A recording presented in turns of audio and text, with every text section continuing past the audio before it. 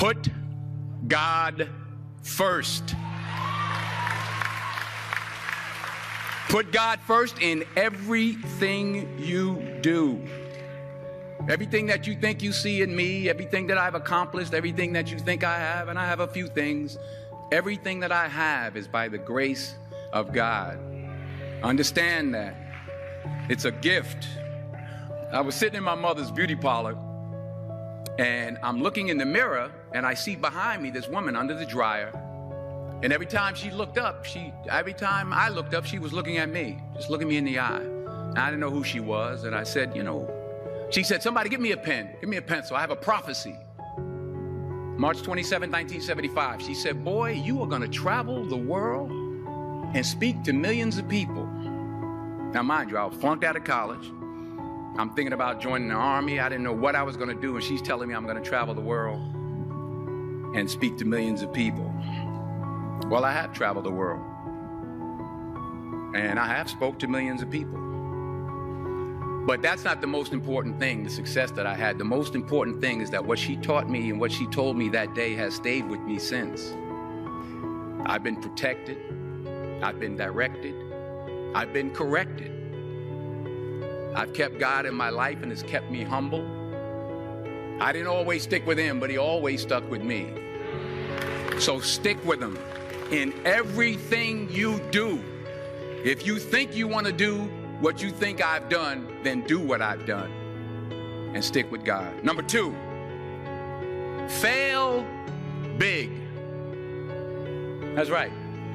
Fail big. Today's the beginning of the rest of your life, and it can be very frightening. It's a new world out there. It's a mean world out there, and you only live once. So do what you feel passionate about. Take chances, but don't be afraid to go outside the box. Don't be afraid to think outside the box. Don't be afraid to fail big, to dream big. But remember, dreams without goals are just dreams, and they ultimately fuel disappointment. So have dreams, but have goals.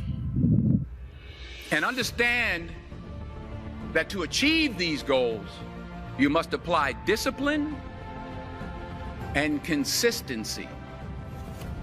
In order to achieve your goals, you must apply discipline, which you have already done, and consistency every day, not just on Tuesday and miss a few days. You have to work at it every day. You have to plan every day. You've heard the saying, we don't plan to fail, we fail to plan. Hard work works. Working really hard is what successful people do. Remember that. Just because you're doing a lot more doesn't mean you're getting a lot more done. Don't confuse movement with progress. My mother told me, she said, yeah, because you can run in place all the time and never get anywhere. So continue to strive, continue to have goals, continue to progress.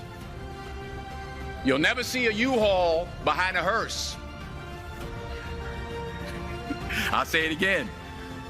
You'll never see a U-Haul behind a hearse. I don't care how much money you make, you can't take it with you. And it's not how much you have. It's what you do with what you have.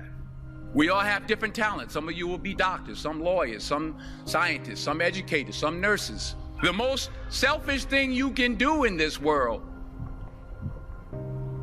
is help someone else.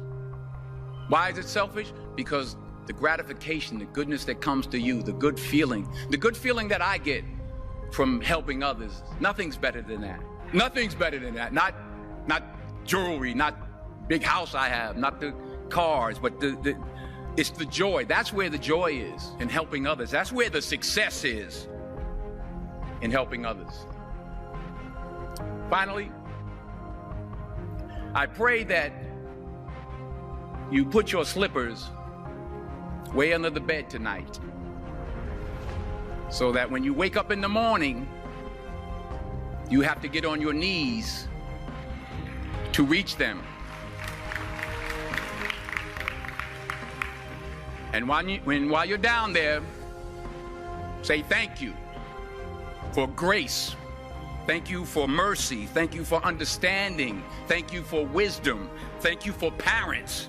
Thank you for love. Thank you for kindness. Thank you for humility. Thank you for peace. Thank you for prosperity.